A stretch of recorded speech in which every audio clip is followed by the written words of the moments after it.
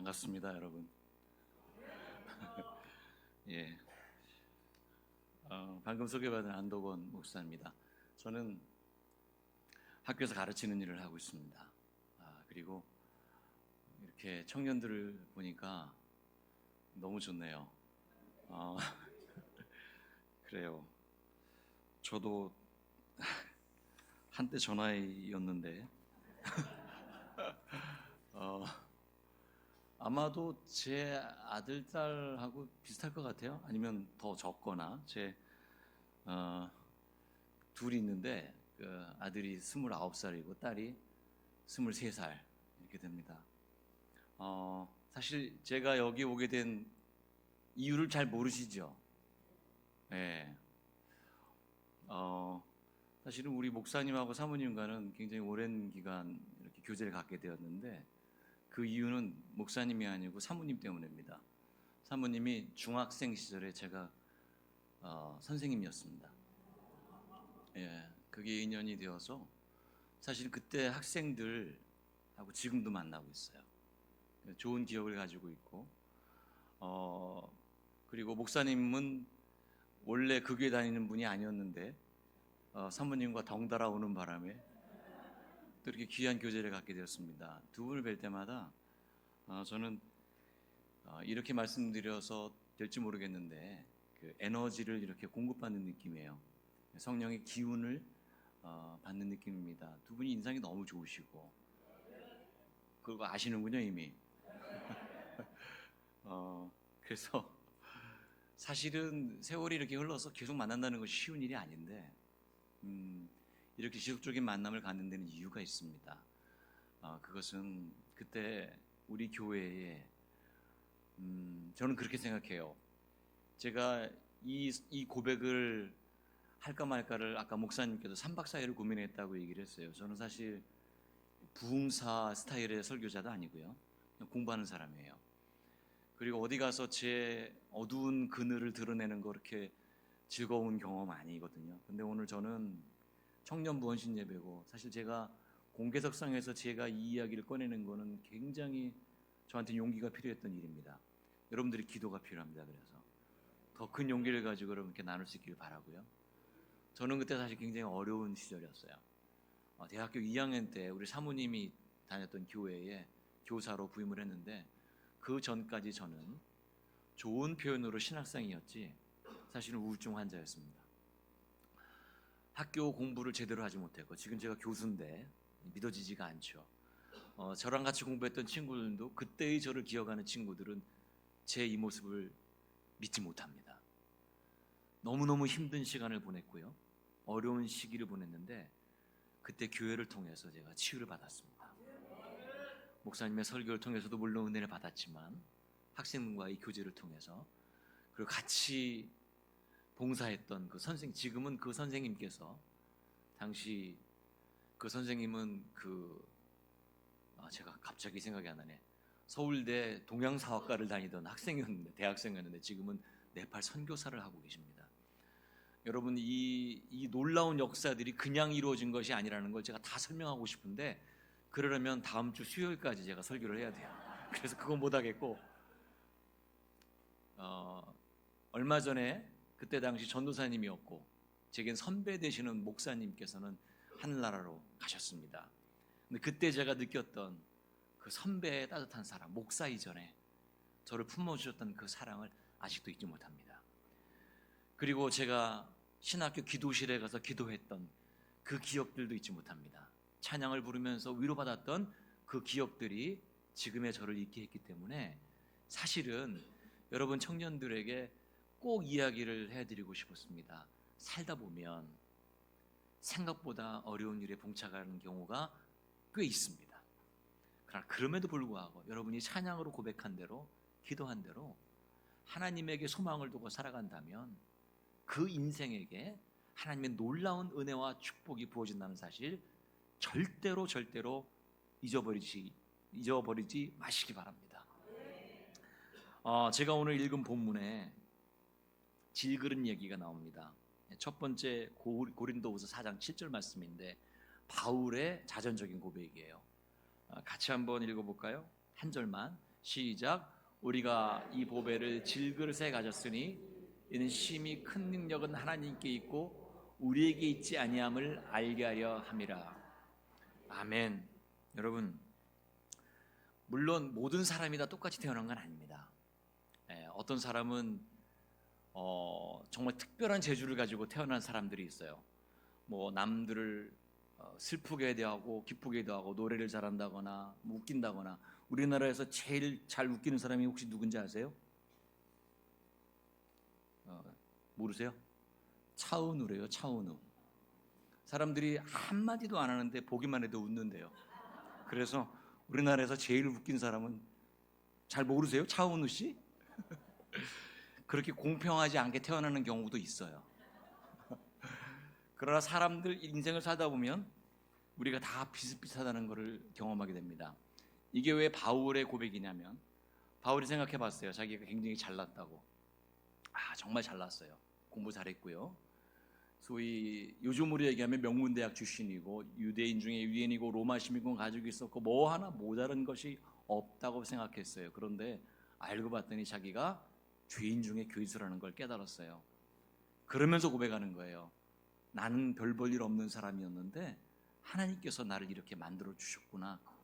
이 모든 것이 다 하나님의 은혜라고 고백하며 살았습니다. 그래서 이렇게 우리를 질그릇이라고 표현하는 거예요. 다 똑같다는 거예요. 근데 하나님께서 그 질그릇에 보배를 담아 주셨어요.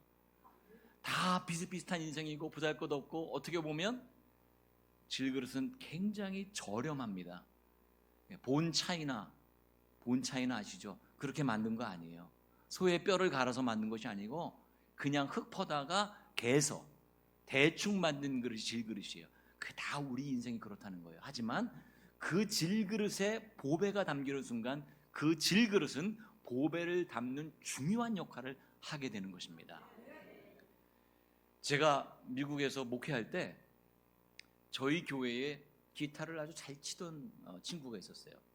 이름이 이성민이라는 친구인데, 여러분 성민리 이렇게 유튜브에 치면요 나와요. 지금도 그 연주한 그 연주 영상들 유튜브에 굉장히 많습니다. 저도 그렇게 유명해질 줄 몰랐는데 그때도 잘 쳤어요. 고등학교를 다니는 친구가 얼마나 잘 치는지 손가락이 안 보여요. 기타를 치는데. 근데 제가 아주 특이한 광경을 목격을 했습니다. 어느 날 이 친구가 교회에 오면 이제 다 둘러싸요. 한번 쳐보라고. 뭐 찬송가도 치고 뭐 명곡도 치고 클래식 하여튼 이렇게 치는데 너무너무 아름다운 음악이 흘러나오는 거죠. 근데 여러분, 제가 딱 들어가니까 그 성민 그 친구가 치는 기타를 우리 5살짜리 유치부 아이가 치고 있더라고요. 저는 그때 깨달았어요. 기타가 현악기가 아니고 타악기구나. 기타를 두들겨 패고 있는 거예요. 그래서 제가 이게 무슨 일인가? 완전히 소음인 거죠. 기타를 치긴 치는데 정말로 이렇게 치는 거예요. 성민이가 들어왔어요. 어이가 없는 거죠. 자기 기타를 두드려 패고 있으니까. 그러면서 잠깐 기타를 가져오라고 그래서 치는 거예요. 근데 소음이었던 기타가, 우당탕 꿍꽝 소리를 냈던 유치부 아이가 치던 기타가 명곡을 만드는 명연주로 바뀌는 걸 제가 목격을 했어요. 별로 신기하지 않으세요? 저는 그 광경을 보면서 무슨 생각을 했냐면, 똑같은 기타인데 이 사람이 치면 소음이 되고 이 사람이 치면 명곡이 되는구나. 여러분, 똑같은 사람인데 어떤 사람은 하나님께서 사용하고 싶은데 자기 마음대로 자기를 연주하는 거예요. 자기 마음대로 자기를 사용하다 보니 뭐가 돼요? 쓸모없는 인생이 되기도 하고요. 하지만 하나님께서 그를 연주해 주시면, 그를 만지시고 그를 사용하시면 어마어마한 걸작품이 되는 거예요. 바로 그 얘기를 하고 있어요. 여러분, 우리의 시선으로 보면 우리가 부족한 것도 많고 연약한 부분이 많지만 질그릇과 같지만, 하나님의 시선으로 보면 여러분들은 모두가 다 보배를 담을 만큼 귀하게 쓰임 받을 수 있는 아주 아름다운 질그릇입니다. 그 사실을 잊지 마시기 바랍니다. 제가 얘기 하나 더 할게요. 창피한 얘기인데, 이건 제가 음악을 좋아해서 어릴 때부터, 그래서 음악을 좋아해서 노래 부르는 거 좋아하고 뭐 그래서 음악을 전문적으로 배우진 않았지만 음악을 곁눈 질로 배우고 합창단에 들어가서 배우고 그래서 제가 여러분 혹시 제 자랑이 될까봐 좀 쑥스럽긴 한데 옹기장이 선교단이라고 들어보셨어요? 예, 거기 제가 일기 멤버예요. 그래서 물론 이 청년들보다는 제가 조금 못해요. 하지만 옛날엔 제가 여기서 저는 지금 노래도 율동을 몰라가지고 못 따라하겠더라고요. 몸도 잘 움직여지지 않고 너무 송구해요. 제가 옛날엔 그래도 잘했어요. 잘 따라하고 믿거나 말거나. 자, 그래서 제가 오늘날 교회의 성가대 지휘자님께서 갑자기 제가 정확히 기억은 안 나요. 무슨 일인지 2달인가 비우게 되었어요. 청년들하고 고등부 아이들을 주축으로 한 성가대를 누군가 지휘를 해야 되는데 제게 그게 일이 맡겨졌습니다. 2달 동안 임시로 하라고. 대학교 다닐 때예요. 제가 맨 먼저 한 일이 뭘까요? 기도하고 주여 도와주시옵소서. 그게 아니고 이게 흑역사예요. 저한테는 동네 음악사에 가서 지휘봉을 하나 샀습니다. 얼마나 창피한 일인지 몰라요. 지휘봉 너무 이쁘게 생겼어요. 나무 색깔로 되어 아직도 기억이 나요. 저는 나무 색깔로 되어 있고 맨 마지막에 동그랗게 마감이 되나 이쁜 거예요. 아주. 저는 그걸 가지고 연습을 하는 거예요. 제가 전문적으로 음악 공부를 한 적이 없잖아요. 연습은 연습인데 이건 지휘라기보다는 춤에 가까운 거죠. 그러니까 집에서 그걸 연습하면서 너무 기분이 좋은 거예요. 제가 어느 날 그 지휘봉을 이렇게 물끄러미 바라보다가 몇 년이 흐른 뒤에 TV에서 정명훈 씨가 지휘하는 걸 보게 됐어요. 근데 제가 산 지휘봉하고 비슷하게 생긴 거예요. 제가 무슨 얘기를 하는지 아시겠죠, 여러분? 저한테 들렸을 때 이 지휘봉은 그다지 쓸모있는 제품이 아니고 그저 저를 자랑하기 위한 수단이었어요. 좀 젊은이의 객기, 어떤 유치함이 담겨있는 그런 지휘봉이에요. 근데 정명훈 씨에게 들려진 지휘봉은요, 사람들의 숨을 못 쉬게 만들어요. 너무 압도적이어서 제가 그 음악을 들으면서 세상에 저 지휘봉을 가지고 저런 음악을 만든다는 말인가? 여러분, 제가 지금 말 실수했죠. 지휘봉이 만드는 게 아니잖아요, 음악을.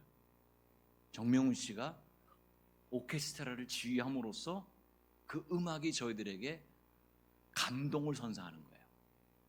여러분, 우리가 착각합니다. 우리가 뭔가 할 수 있다고, 우리에게 무엇이 있다고, 내가 교회를 이만큼 다녔으니까, 내가 인격이 이렇게 훌륭하니까 뭔가 할 수 있다고, 전혀 그렇지 않습니다. 여러분, 하나님께서 여러분을 사용하실 때 여러분은 여러분이 상상할 수도 없었던 그런 놀라운 위대한 일을 할 수 있게 되는 거예요.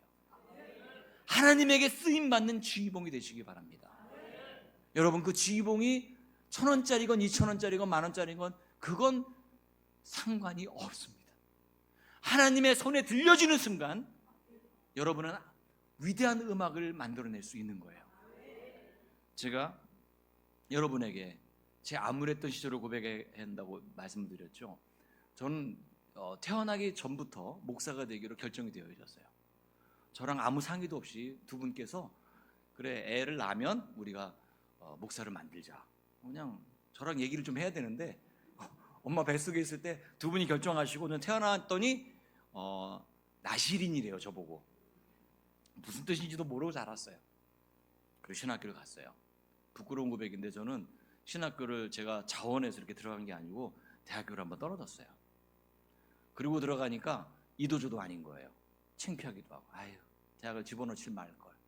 그 열등감과 수치심과 하나님께 온전히 드리지 못했다는 마음과 게다가 제가 좀 밍숭밍숭했어요. 그때는 성령의 뜨거움도 없고 학교를 다니는데 다니는 게 아니에요. 그리고 그때는요, 여러분 저랑 연배가 비슷하신 분들이 기억할지도 몰라요. 제가 대학에 입학한 해가 1985년도에 그 다음에 태어나시죠 여러분들은?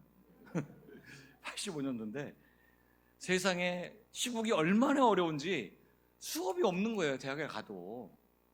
그러니까 학교에 가면 수업이 사라져버리고 그러니까 취소가 되고 열심히 갔는데 또 수업에 참석해도 뭐 이게 진도가 나가다가 갑자기 체류탄이 여기서 터지고 뭐 난리가 나고 뭐 이런 형편이니까 학교를 제대로 다닐 수도 없는 그런 때였어요. 저는 깊은 열등감에 빠져가지고 예, 기숙사에서 한 발짝도 나오지 않았습니다. 어디 나가서 친구들, 고등학교 때 친구들도 만나고 싶은데 창피한 거예요. 제 결정에 대한 확신이 없으니까. 지금 같으면 안 그럴 텐데. 계속해서 우울감에 빠져들고요. 사람 만나기도 싫고요. 심지어 나중에 교회도 가기 싫더라고요. 제가 즐겨 찾던 곳은 아무도 없는 곳이었어요. 그게 어디였냐면 제가 다녔던 학교의 기도실입니다.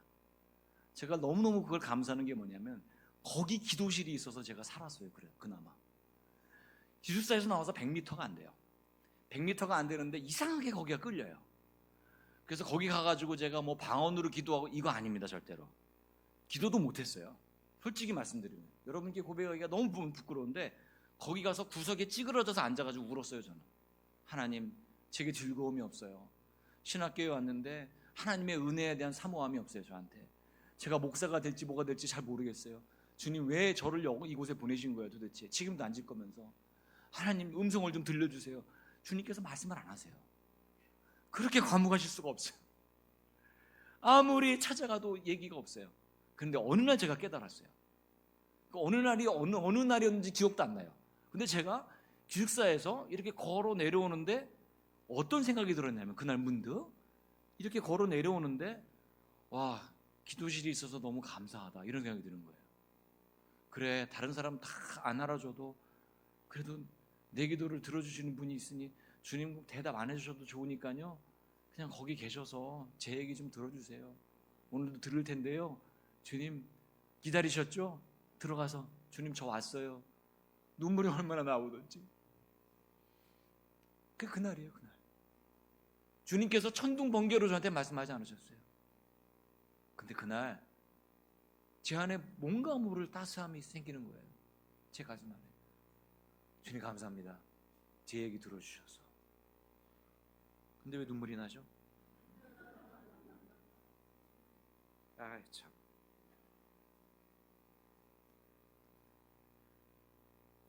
그런 경험들이 있었어요. 그리고 기숙사에서 저희 선배 형님이, 사실 기숙사도 어머니 아버지 맞이주기 싫어서 그냥 들어간 거예요. 제가 뭐 기숙사 가서 새벽 기도하고 그러려고 들어간 게 아니고요, 피해서 갔어요. 보기 싫었어요. 그 생각이 나더라고요. 저희 어머니 3월에 이제 소천하셨는데 되게 미안하더라고요. 그때 그렇게 속썩이고 말도 안 하고 그런 거 고민 있으면 얘기를 해야 되는데 그런 생각도 많이 나고, 떠나보내면 다 그렇게 아쉬운 거잖아, 그죠? 기숙사 형님이 있었는데 제가 참 속 많이 썩였어요. 새벽기도도 빠지고요. 새벽기도를 빠지면 기숙사 나가야 되거든요 원래. 근데 그 형님이 저를 불쌍히 여긴 거예요. 불쌍히 여기고, 옛날 같으면, 지금 같으면 뭐 상담도 하고 뭐 이런 게 있을 텐데 그때 그런 것도 없어요. 그래가지고 어떤 문화였냐면, 너 새벽기도 안 나와? 다른 방 같으면 너 이래가지고 목사 되겠어? 옥상으로 올라와. 이랬던 문화예요 옛날에. 근데 그 형님이, 기숙사 형님이, 더구나 괜찮아. 내가 다 얘기해 줄게. 걱정하지 마. 너 있잖아, 실망하지 마. 하나님께서 너 보고 계시니까 절대 낙담하지 말고 걱정하지 말고 거기 있어. 그 위로줬어요. 여러분, 그 위로가 얼마나 큰 힘이 되든지요. 여러분, 위로의 사람이 되세요. 그 열매가 있습니다, 분명히. 여러분, 저는 개인적으로 이렇게 암울했던 시절이 있었지만, 그러나 그럼에도 불구하고 여러 가지 경험을 통해서 주님께서 저를 보호하시고 인도해 주셨어요. 여러분, 질그릇 같은 인생이지만 하나님께서 담고자 하시고 하나님께서 역사하시고 도와주시니까 그 안에 담기는 것들이 조금씩 쌓이는 것을 제가 느끼게 됐어요. 여러분, 오늘 제가 교회 오면서 며칠 전에 교회 홈페이지에 들어갔더니 교역자 소개란에 이사야 43장 4절 상반절 말씀이 기록되어 있더라고요. 혹시 여러분 보셨나요? 내가 내 눈에, 하나님 말씀이에요, 보배롭고 존귀하며 내가 너를 사랑하였은즉, 이런 말씀이 되어 있어요. 우리가 보기에는 우울하고 불쌍하고 보잘것없는 인생이라고 할지라도 주님의 눈에는 보배롭고 존귀하고 사랑하는 존재라는 거예요. 여러분, 청년의 때 그것을 분명하게 여러분 속에 기억하시기 바랍니다. 다른 사람이 뭐라고 해도 내 자신이 보기에, 나의 시선으로 보기에 내가 어떻게 보인다 할지라도 그건 별거 아니에요. 하나님께서 여러분을 귀히 여기십니다. 하나님께서 여러분을 보배롭게 여기시고 존귀하게 여기시고 하나님께서 사랑의 눈으로 여러분을 바라보고 계세요. 여러분, 청년 아닌 여러분들에게도 마찬가지입니다. 여러분들이 나이가 많건 몸이 노쇠하건 전혀 상관없습니다. 하나님의 눈에 보기에는 여러분은 하나님의 귀한 아들이고 귀한 딸입니다. 그것을 절대 잊지 마시기 바랍니다. 여러분의 시선으로 여러분을 바라보지 마세요. 하나님의 시선으로 여러분을 바라보세요. 내가 하나님 보시기에 얼마나 아름답고 존귀한 존재인가, 이렇게 살아야 되겠다. 하나님의 눈에 맞는 사람이 되어야 되겠다. 그 고백을 가지고 살아가는 모든 성도님들이 되시기를 간절히 축원합니다. 여러분, 성경에서, 특별히 복음서에서 예수님께서 아브라함의 자손 혹은 아브라함의 아들, 아브라함의 딸, 똑같은 말이죠. 그렇게 표현한 사람이 딱 두 군데 나옵니다. 그게 어디냐면 누가복음 13장 그리고 누가복음 19장이에요. 누가복음 13장에는 18해 동안 병을 앓았던 여인에 대한 이야기가 나옵니다. 그 여인에게 뭐라고 얘기하냐면 아브라함의 딸이라고 얘기해요. 여러분, 병 걸려서 18해 동안 아팠다 그러면 이스라엘 사회에서는 어떤 사람이냐면 저주받은 사람이에요. 그 민족의 그 특권에서 이렇게 예외가 된 사람을 예수님께서 뭐라고 그러시냐면 그 사람이 차별받고 예외의 대상이 아니라 아브라함의 딸이라고 얘기해요. 다른 사람들이 아니고 차별받는 사람, 아픈 사람, 도무지 대책이 없어 보이는 사람에게 아브라함의 딸이라고 말씀하세요. 딱 한 군데예요. 누가복음 19장에 누가 나오는지 아세요, 여러분? 아주 유명한 사람이 나오죠. 키가 작았던. 어떻게 하셨어요? 힌트가 너무 분명했죠. 삭개오가 나와요. 삭개오는 뭐 하는 사람이죠? 세리입니다. 세리는 뭐 하는 사람이냐면 사람들에게 세금을 걷어다가 로마에게 바치는, 그러니까 이를테면 민족의 반역자예요. 민족의 반역자에게 믿음의 조상인 아브라함의 자손이라고 이야기하고 있어요. 여러분, 사람들 눈에는 민족의 반역자예요. 배신자예요. 나쁜 사람이에요. 사기꾼이에요. 근데 주님의 눈에는 뭐예요? 아브라함의 자손이에요. 주님의 시선이 이런 시선이에요. 저는 여러분들이 어떤 난관에 봉착했는지 잘 몰라요. 제가 어떤 문제가 있었는지 아는 사람 별로 없었어요. 그때도 우울함에 빠져서 매일매일 잠도 잘 못 자고 어디 나가지도 못하고 그렇게 살던 그 인생에게 주님께서 이렇게 말씀하시는 거예요. 너 아브라함의 아들이야. 넌 내 아들이야. 사랑하는 사람이야. 여러분, 이걸 잊지 마세요. 이걸 잊지 마세요. 누가 뭐라 해도 거기에 주눅들지 마세요. 그건 주님의 시선이 아니에요. 사랑하는 성도 여러분, 우리에게 이런 시선이 필요함을 반드시 망각하지 마시기 바랍니다. 두 번째로, 우리들에게 주어지는 상황은 너무나 비슷합니다. 그것을 어떻게 해석하느냐가 기독교인들이 다른 사람들하고 다른 점입니다. 오늘 말씀 한번 다시 읽어볼 텐데 처음 읽은 9절 말고 8절 9절 함께 읽어보겠습니다. 시작. 우리가 사방으로 우겨쌈을 당하여도 쌓이지 아니하며 답답한 일을 당하여도 낙심하지 아니하며 박해를 받아도 버림받지 아니하며 거꾸러뜨림을 당하여도 망하지 아니하고. 아멘. 여러분, 이 말씀이 귀한 은혜가 되는 이유가 있습니다. 여러분, 우리 인생에서 이렇게 됐으면 좋겠어요. 우겨쌈을 당하지도 않고 거꾸러뜨림을 당하지 않았으면 좋겠어요. 사기도 안 당했으면 좋겠고, 그렇죠? 아프지 않았으면 좋겠고. 근데 여러분, 그렇게 되기가 쉬워요? 여러분, 솔직하게 생각해 보세요. 저는 신학생으로 학교에 들어갔어요. 그러면 축복해 주시고 성령의 은혜 가운데 기쁨과 소망의 나날을 보내야 되는데 그렇지가 않거든요. 제가 지금은 교수인데 여러분 생각하시기에 교수는 공부를 무지하게 잘했겠구나 그렇게 착각하실 수도 있지만, 저도 시험에 떨어져 보고 심지어 박사과정 때도 종합시험에 떨어져가지고 1년 동안 시험도 못 보게 해요. 한번 떨어지면 낭만과 좌절 가운데 빠진 적도 있고. 사람이 그럴 수 있단 말이에요. 공부하다가 쓰러지기도 하고. 그래서 응급실에 한 2번 실려갔어요. 저. 아니 이런 일 안 당하면 좋잖아요. 만사형통하면 좋겠고. 근데 사람 인생이 그런가요? 저희 어머님은요 5년 동안 치매 앓으셨어요. 우리 권사님으로 성실하게 교회 봉사하시고 정말 제가 그래서 가끔 하나님 원망돼서 하나님 우리 엄마가 무슨 죄가 있길래 아니 죄가 있어서 그런 거 아니에요. 우리 인생은 그럴 수밖에 없다는 걸 이 본문에서 얘기하는 거예요. 사방으로 우겨쌈을 당할 수 있다는 거예요. 우리가 거꾸로 뜨림을 당할 수 있다는 거예요. 힘든 일을 경험할 수 있다는 거예요. 여러분 성경에 나오는 모든 사람들이 다 그렇게 인생이 술술 풀리고 축복받고 이런 사람들도 물론 있어요. 그걸 우리가 소망해야 돼요. 근데 그렇지 않은 인생들도 굉장히 많습니다. 예를 들어 볼까요? 요셉. 우리 요셉을 닮으라고 기도 많이 하잖아요. 요셉과 같이 지혜롭게 하시고.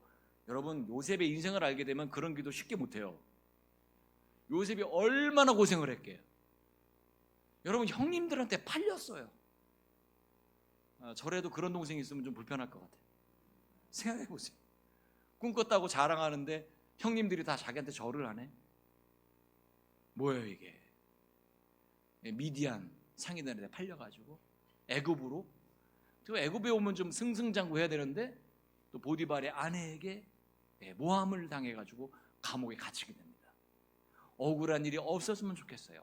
성도의 삶이 술로 잘 풀렸으면 좋겠어요. 그런데 그렇지가 않아요. 그러할 때 요셉이 고백한 말이 있어요. 보디발의 아내 앞에서, 그 사람들 앞에서 뭐라고 그래요? 내가 하나님 앞에서, 이런 말을 해요. 하나님 앞에서 제가 죄를 지을 수 없습니다. 여러분 이게 바로 성도가 세상을 살아가는 바로 비결입니다. 원래대로라면 우겨쌈을 당하면 어떻게 돼요? 당황하게 돼요. 답답한 일을 당하게 되면 무기력해지고요, 남을 원망하게 됩니다. 박해를 받게 되면 오늘 말씀대로 움츠러들고 겁나고 도망가게 되고, 이게 사람의 일반적인 반응이에요. 그렇잖아요. 누가 기분 나쁘게 하면 기분 나쁜 거예요. 이게 자연스러운 거예요. 그래서 전문 용어로는 순접이라고 그러죠. 순접, 접속사를 쓸 때 순접 접속사 그러면 그러므로 제가 나를 화나게 했다, 그러므로 나도 화난다예요. 이게 보통 사람들의 생각이란 말이에요. 근데 오늘 말씀에 우리말 성경에는 생략되어 있지만 순접이 아니라 역접 접속사가 생략되어 있습니다. 그게 뭐냐면 알이라는, 헬라어로 알이라는, 혹은 알라, 알 뭐 이렇게 쓰는데 이게 무슨 뜻이냐면 우겨쌈을 당하여도 그럼에도 불구하고, 그러나 그럼에도 불구하고, 답답한 일을 당하여도 그러나 그럼에도 불구하고, 박해를 받아도 그럼에도 불구하고, 바로 이게 신앙의 자세라는 거예요. 바울이 숱한 핍박을 당했어요. 그럼에도 불구하고 이 모든 것이 하나님의 은혜입니다고 고백할 수 있던 비결, 이게 바로 역접 접속사의 삶이에요. 여러분의 인생 가운데 답답한 일이 있나요? 혹시 지금 기도하고 있는 제목이 있으세요? 억울한 일을 당하셨어요? 사기당한 분 있으세요? 관계의 문제로 힘들어하세요? 그럴 때 어떻게 해야 돼요? 네, 맞습니다. 그럼에도 불구하고, 성도는 그러므로가 아니고 그럼에도 불구하고 주님, 저는 낙담하지 않겠습니다. 저는 실망하지 않겠습니다. 주께서 저를 도우심을 압니다. 이렇게 고백하는 인생들입니다. 특별히 청년들에게 권합니다. 인생 살면서 쉽지 않아요. 생각보다 쉽지 않아요. 기도해도, 믿음 가운데 살아도 역경이 올 때가 있어요. 그럴 때 이렇게 말씀하세요. 그럼에도 불구하고. 한번 따라해 볼까요? 그럼에도 불구하고. 그거보다 소리가 3배 정도 커야 돼요. 다시 한번 할게요. 그럼에도 불구하고. 네, 이 신앙을 가지고 사시기 바랍니다. 오늘 말씀은 바로 이 역접 접속사를 우리에게 가르쳐주고 있어요. 성도의 삶은 그런 겁니다. 똑같은 시련, 똑같은 역경이 와도 그럼에도 불구하고. 제가 고백할 게 있는데, 이것도 제가 설교하면서 처음인 것 같아요. 제가 유학을 갔는데 청운의 꿈을 꾸고 꿈을 안고 갔어요. 그래서 이제 수업을 듣는데 의욕이 넘치죠. 영어는 못해도 의욕은 넘치는 거예요. 그래서 페이퍼를 냈습니다. 2장짜리 페이퍼를 냈는데 2장짜리 그런 페이퍼 많이 써보셨죠? 아니면 뭐 안 써보셨더라도 2장 뭐 그거 뭐 금방 쓰겠다 생각하시지만 그렇지는 않습니다. 외국말이고 그래서 열심히 써서 냈어요. 결과 기다립니다. 이게 첫 번째 페이퍼라 한글로 쓸 때랑 좀 느낌이 달라요. 몇 점이나 받았을까? A 받았을까? 아니야, 첫 페이퍼부터 A를 기다리면 안 되지. 겸손하게 B 정도 기대해야지. 뭐 이러면서 혼자서 막 소설 쓰고 있는 거예요. 점수가 아니죠. 페이퍼를 딱 받았어요. 여자 교수님인데 딱 받았는데 점수가 없어요. 그리고 빨간색으로 물음표가 이렇게 여기저기 있는 거예요. 빨간색 물음표가. 이게 뭐예요? 무슨 뜻일까요? 당신이 뭘 썼는지 나 도무지 모르겠다. 여러분, 제가 잠이 안 오죠. 당연히 잠도 안 오고 그렇게 역경과 서름과 아픔 가운데 제가 공부하겠다는 결심을 하고 열심히 나름대로 준비해서 왔다고 생각을 했어요. 제가 역경을 넘어섰다고 생각했어요. 산 하나 넘었다 생각했어요. 그런데 제 앞에 더 큰 산이 놓여 있었어요. 선생님 찾아오래요. 저보고 거기다가 밑에다가 자기를 찾아오래요. 찾아갔어요. 빙긋이 웃으세요. 그러면서 뭐라고 그러냐면 너 아직 영어가 안 되는 것 같다고. 그러니 따로 영어 공부를 하래요. 여러분, 제가 이렇게 생각하시면 영어도 그렇게 못하면서 유학 갔나 보다 생각하실 수 있을 것 같아요. 토플도 다 받고 괜찮았어요. 제가 상태가 괜찮았는데 너무 충격을 받는 거예요. 제가 너무 어려웠어요, 마음이. 그런데 그때 주시는 말씀, 이 말씀은 아니었어요. 겨자씨에 대한 말씀이었어요. 소망을 품고 희망을 품고 내가 계속해서 씨를 뿌린다면 괜찮을 거야. 이 위로의 말씀을 주세요. 저는 그때 깨달았습니다. 아, 이게 적응기가 필요한 거구나. 언어가 바뀐다는 것, 그리고 선생님이 무슨 얘기를 하는지 알아듣지도 못하면서 페이퍼 쓴다는 거 말도 안 되는 거구나. 정말로 열심히 공부를 했어요. A를 못 받았어요. 근데 그 과목에서는 워낙에 첫 페이퍼에 성적이 없으니까 F잖아요. 솔직히 말씀드리면. 그래서 A는 못 받았어요. 근데 제가 깨달았어요. 그 선생님께서 계속해서 저를 도와주시는 거예요. 불러서 이거 이렇게 고쳤으면 좋겠다. 저한테 그렇게 안 해주셔도 돼요. 학생이 많은데. 제가 깨달았어요. 하나님께서 보내주셨구나. 그리고 수업을 통해서 어떤 여학생이 저보다 10살 많은 분인데 제가 수업에서 너무 어려우니까 막 이 역도성 식도 역류증 역류성 식도염 이제 하도 오래돼서 까먹어. 감사합니다. 이 중에 앓으신 분이 많나 봐요. 그거에 걸려가지고 소화도 제대로 못 시키고 굉장히 어려울 때요. 편두통에다가 막 너무 힘든 거죠. 그래서 제가 수업 시간에 안 되는 영어로 이렇게 기도의 제목 나누는 겸해서 얘기를 했더니 백인 여학생이 저를 찾아왔어요. 잠깐 보자고. 그러더니 저한테 뭐라고 그랬는지 아세요? 불쌍하다 뭐 이런 얘기가 아니고 맨 처음에 했던 말이 영어로 이렇게 했어요. I admire you 이렇게 얘기했어요. 내가 너를 정말 존경한다 이렇게 얘기하는 거예요. 그 뒤에 말 다 알아듣지 못했어요 제가. 근데 이런 얘기를 한 거예요. 자기는 다른 나라에 가서 다른 나라 말로 공부하는 건 상상도 못 해봤는데 너 지금 굉장히 어려운 일 하고 있고 혹시라도 내가 도움이 될 수 있다면 널 도와줄게. 이렇게 선뜻 저에게 제안을 한 거예요. 근데 그 여학생은요, 저 학교에서 1등 하는 여학생이었어요. 4.3 만점에 4.15. 그러니까 A 반, A 플러스 반 이렇게 받는 여학생이에요. 몰랐죠. 그렇게 공부 잘하는 1학년 때가 어떻게 알아요? 근데 너무 똑똑한 거예요 정말. 제 페이퍼를 다 읽어주고 고쳐주고. 성적이 당연히 개인 과외를 받는 거잖아요. 제가 공짜로. 성적이 좋아졌겠어요? 나빠졌겠어요? 어떻게 하셨어요? 제가 왜 이 이야기를 하냐면 내 힘으로 뭔가 해보려고 할 때 무지하게 아팠는데 하나님께서 교수님을 통해서, 친구를 통해서, 교회를 통해서 이렇게 도와주시니까요 그제서야 깨달았어요. 내가 혼자가 아니구나. 하나님께서 존귀하게 보시고 저 불쌍한 녀석을 도와주려고 저렇게 애를 배후에서 쓰고 계시구나. 여러분, 자랑 하나 할게요. 제가 그 학교 교수 됐어요. 있을 수 없는 일이지 사실은. 그럼에도 불구하고 전 제가 교수로 오라는 편지를 받았을 때 그 장면들이 다 생각이 났어요. 그 같이 교수가 된 교수님들 중에는 저한테 F를 준 교수님도 계셨잖아요. 다 기억하세요. 그분이 가장 따뜻하게 이렇게 안아주셨어요. 네가 고생한 거 알고 있어.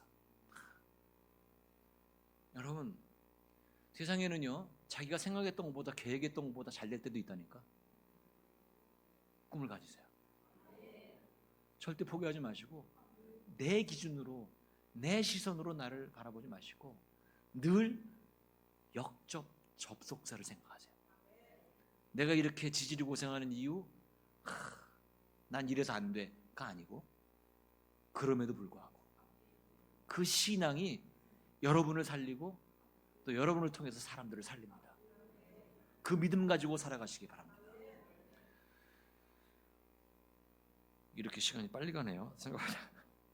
마지막으로 세 번째죠. 세 번째까지밖에 없습니다. 참고로 여러분, 주님의 죽음과 부활을 생각하시면 느닷없이 왜 이 이야기를 하느냐? 바로 오늘 말씀에서 그 얘기를 하고 있거든요. 마지막 구절에 정말 느닷없이 나와요. 그 이유가 있을 거 아니에요? 그 느닷없이 나오는 성경 구절 한번 읽어보겠습니다. 시작. 우리가 항상 예수의 죽음을 몸에 짊어짐은 예수의 생명이 또한 우리 몸에 나타나게 하려 함이라. 아멘. 여러분, 이 본문이 너무너무 신기합니다. 처음엔 질그릇 나왔다가 질그릇은 이해가 되죠. 그 다음에 역접 접속사가 나오는 거예요. 그러다 느닷없이 뭐가 나와요? 죽음이 나오는 거예요. 왜 갑자기 죽음을 얘기하는 걸까요? 죽음이 있고 부활이 있다는 걸 얘기하고 싶은 거예요. 죽으면 끝난다고 생각하는 거예요. 사람들이 죽으면 끝이다, 그러므로 끝. 이게 아니고 죽었습니다. 그러나 주님께서 다시 살아나셨습니다. 이 역접 접속사가 계속 반복되는 거예요, 여러분. 그래서 이 구절이 은혜가 되는 거예요. 여러분, 초대교회 성도들은요, 이 죽음과 부활의 신비를 매일매일 고백하며 살았어요. 나는 죽어도 좋은데 왜 죽어도 좋은가? 살아나니까. 그래서 죽을 수 있는 거예요. 여러분, 제가 그림을 하나 가졌는데 세례반의 그림인데 볼 수 있을까요? 세례탕이 뭐냐면 세례받는 곳이에요. 세례받는 곳이 뭐가 어떻게 생겼냐면 십자가 모양으로 생겨요. 지금 이탈리아나 아프리카나 이런 데 가잖아요. 북부 아프리카 이런 데 가보면 저런 것들이 굉장히 많아요. 하나 더 있어요. 아주 이쁘게 만든 세례탕입니다. 왜 이렇게 만들었냐? 십자가가 죽음을 상징하잖아요. 죽는 거야. 밑으로 내려가서 십자가에 죽는 거예요. 내려가서 세례를 받고 다시 살아나는 거예요. 이걸 나타내기 위해서 저렇게 저렇게 만든 거예요. 실제로 이렇게 건축한 세례탕이 수십 수백 개예요. 세례만 그렇게 했느냐? 여러분, 사도신경 예배 때마다 고백하죠. 주일 예배에서 맨 처음이 뭐예요? 전능하사 천지를 지으신 하나님 아버지를 믿습니다. 이거 그냥 별 생각 없이 우리가 고백해요, 많은 분들이. 근데 이게 무슨 고백이냐면요, 나 죽겠다는 고백입니다. 왜냐하면 천지를 창조하신 전능하신 하나님 아버지를 믿는다는 건 뭐냐면 황제를 믿지 않는다는 거예요. 나는 황제를 믿지 않아요. 얘기하면 어떻게 돼요? 죽어요.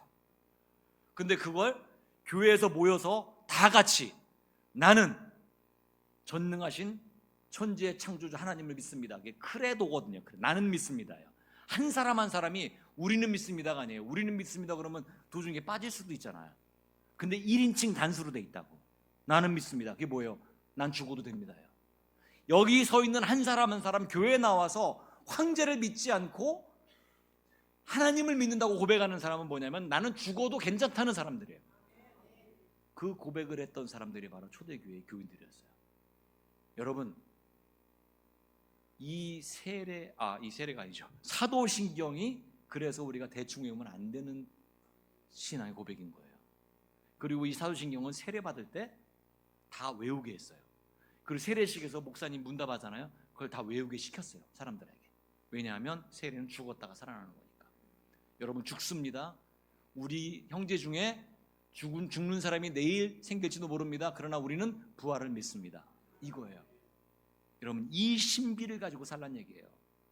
그래서 어떤 일이 벌어졌느냐, 제가 그림을 하나 가져왔는데, 3세기 중엽에, 주 3세기 중엽에 키프리아누스 질병이라는 질병이 전 세계, 그러니까 유럽 전역에 퍼집니다. 유럽과 북아프리카, 소아시아 지방에. 코로나19는 상대도 안 돼요. 인구의 4분의 1이 죽습니다. 어마어마한 질병이에요. 이 질병 가운데 기독교인들이 질병에 걸린 사람들을 치료해줘요. 그래가지고 얻은 별명이 뭐냐? 거기 나오죠. 죽고 싶어 안달인 사람들. 이 기독교인들의 별명이에요. 죽음을 무릅쓰는 사람들, 위험을 사랑하는 사람들, 고된 일을 사랑하는 사람들.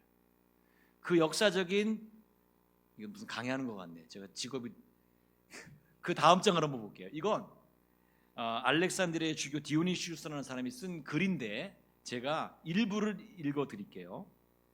한번 눈으로 따라 읽으시면 돼요.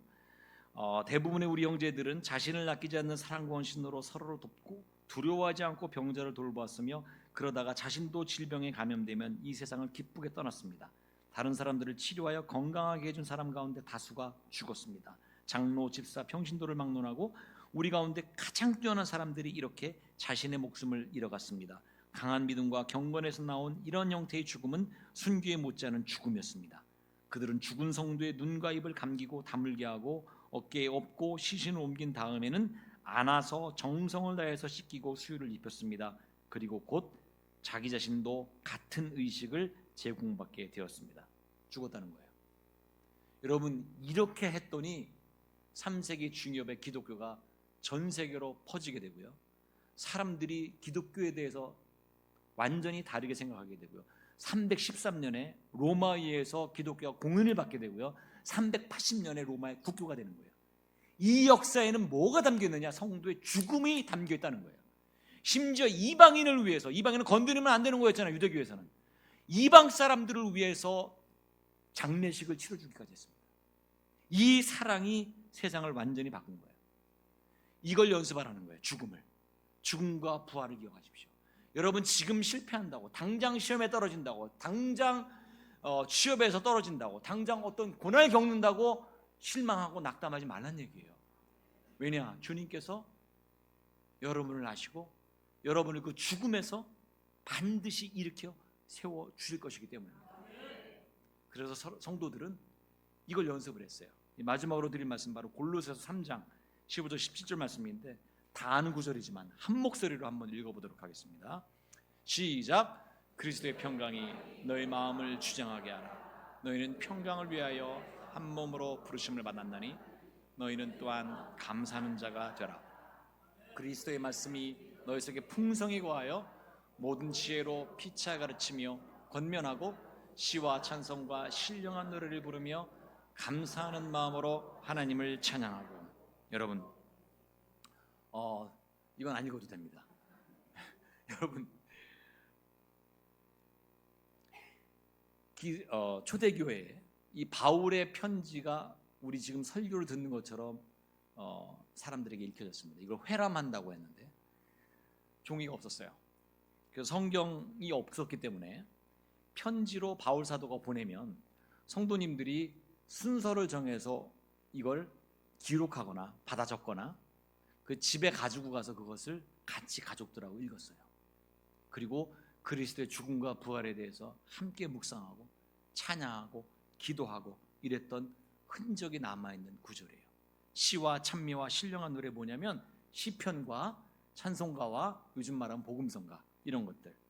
자, 여러분, 이게 왜 중요하냐? 연습이 필요하다는 거예요. 연습이. 아까 제가 맨 처음에 제가 한 가지 잘한 거, 모든 실패와 낭만 가운데 제가 무슨 하나님 앞에 뭘 잘한 것도 없고 특별히 무슨 번개치는 경험을 한 것도 없고, 그런데 제가 한 가지 잘한 게 뭐가 있다고 그랬죠? 기도실에 간 거예요. 기도실에 간 거. 잊지 않고 기도실에 간 거. 매일 가지 않았어요. 매일 가지 않았지만 뭘 기억을 했냐면 제가 그때 하나님께 기도하는 그 만남의 시간만큼은 분명하게 내가 가져야 되겠다. 그래서 이 리듬을, 이 습관을 반드시 잊지 말아야 되겠다는 생각을 어릴 때 딱 한 가지 한 거예요. 근데 그게 저한테는 인생을 살아가는 데 있어서 자양분이 됩니다. 여러분, 신앙생활은 자전거 타는 거랑 똑같아요. 페달에서 여러분들이 발을 놓는 순간 넘어져 버립니다. 초대교회 성도들이 왜 이렇게 사도신경을 가지고 교회 와서 고백하고 찬양하고 받아 적고 집에 가서 외우고 이렇게 연습을 했느냐? 바로 이 연습이, 이 경건의 훈련이 자기를 살릴 수 있다는 그 믿음을 가지고 있었기 때문입니다. 여러분, 그러므로 여러분에게 강력하게 공부합니다. 자, 첫 번째 뭐라고 그랬죠? 여러분의 시선이 아니라 주님의 시선으로 여러분 바라보셔야 돼요. 여러분, 보배 같은 존재입니다. 두 번째 뭐라고 그랬죠? 어떻게 하셨지? 다 나오는구나. 상황에 패배하지 말고, 상황은 똑같습니다. 그럼에도 불구하고의 역접촉속사의 신앙을 가지시기 바랍니다. 마지막으로 세 번째로 연습을 해야 됩니다. 같이 했죠. 시작. 주님의 죽음과 부활을 품고 연습하라. 아멘. 마지막으로 공부합니다. 여러분, 생각만 가지고는 이게 되지 않아요. 생각만 가지고는 되지 않습니다. 여러분, 그래, 오늘 목사님한테 이렇게 하라고 얘기 들었으니까 그렇게 생각해야지. 생각만 가지고 되지 않습니다. 그것을 행동으로 보여줘야 됩니다. 오늘 제가 목사님으로부터 아주 소중한 얘기를 들었어요. 교제함에 있어서, 성도들과의 교제에 있어서 사랑은 고백하고 행동하는 거라고 그러더라고요. 사랑은 고백으로 끝나서는 안 되고, 그래서 목사님께서 악수하고 허구하고 하신다면서요. 바로 그거예요. 행동하지 않는 사랑은 사랑이 아닙니다. 여러분, 행동하지 않으면 생각 속에 머물러 있지 절대로 여러분의 삶 속에서 열매를 맺지 못합니다. 행동하십시오. 그것이 습관이 되게 하십시오. 습관이 되게 하세요. 좋은 음악을 들으셔야 되고, 좋은 이야기를 들으셔야 되고, 좋은 말을 하셔야 됩니다. 이것이 습관이 될 때 역접촉소의 삶의 기적이 여러분 안에 나타나는 것입니다. 그러면 습관이 바뀌면 성격이 바뀝니다. 왜냐하면 그 습관이 여러분의 마음에 자리 잡아서 여러분의 마음과 영혼을 바꾸기 때문에 그렇습니다. 그리고 마지막으로 이 성격이 바뀌면 여러분의 운명도 바뀝니다. 난 이런 운명이야, 난 이럴 수밖에 없어. 절대 그렇지 않습니다. 제가 도표를 하나 가져왔어요. 한번 보세요. 자, 생각 따라해보죠. 생각, 행동, 습관, 성격, 운명. 여러분, 이것을 고스란히 실천했던 사람들이 바로 오늘 제가 말씀드렸던 초대교회의 성도들입니다. 여러분에게 이 믿음이 불타듯 살아올라서 여러분을 바꾸시고, 여러분의 가정을 바꾸시고, 또 여러분의 운명을, 여러분의 미래를 바꾸시는 그런 놀라운 역사를 만들어 가시기 바랍니다. 여러분은 질그릇과 같이 여길지 몰라도, 여러분 스스로 보기에는 별거 아닌 것 같아 보일지라도 여러분 안에 보배가 담겨 있습니다. 여러분에게 예수 그리스도의 죽음과 부활의 그 생명의 말씀을 품고 살아갈 때 여러분, 주님께서 여러분을 귀하게 사용하실 것입니다. 기도하겠습니다.